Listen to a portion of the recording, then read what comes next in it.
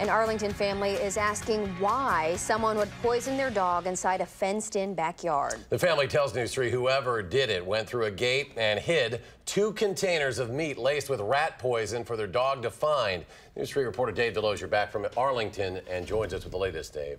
Yeah, Eric and Michelle, you know, anybody who has a pet knows exactly how painful and unsettling this is. This family dog was in a place that you would think would be safe, a fenced-in yard in a quiet neighborhood. They say one thing is clear: someone intentionally targeted this dog. He never harmed a living thing. Which is why it is so hard for a family to understand what happened. Gander was part of this family from the day they met. Went up there and he came straight to Tim and he goes, "Oh boy, you guys are already best friends." And we got in the truck and I looked at Tim and I said, "He's not going home." She's the one that told me we'll take him for a week. A week turned into 3 years. This fenced-in backyard is where Gander would play. It is also where Tim found the unimaginable last Friday. I was dumbfounded. You know, at first with the meat in there, I thought, well, maybe it was moldy, but I'm like, well, how did it perfectly slide off the deck and land under the deck where it was? Tim found 2 containers, one under the deck and another tucked behind the fire pit. Both contained meat laced with rat poison. Gander had found one. You could see there was some meat left in it, but what looked to be a tongue licked through the middle of it. They say they called the vet and the sheriff's department, but the damage had already been done. The hardest part was when I came home later to see him.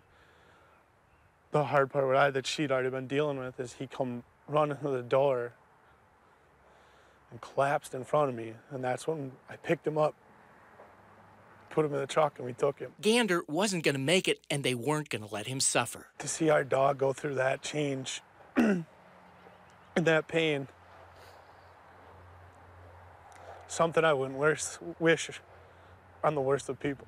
So hard to understand, it comes down to why. We want answers to why anybody could do that. Now the family says the sheriff's investigators have taken 2 bowls to try to get fingerprints from them. A Facebook page, Justice for Gander, has been set up and donations are coming in for a reward. So far, more than $1,000 is being offered for information leading to the arrest and conviction of the person or persons responsible. But Eric and Michelle, as we said, you know, for anybody who has a pet, you know exactly how difficult this is and how tough this is. Well, completely heartbreaking. I hope someone will come forward with that information. Yeah. All right. Thank you, Dave.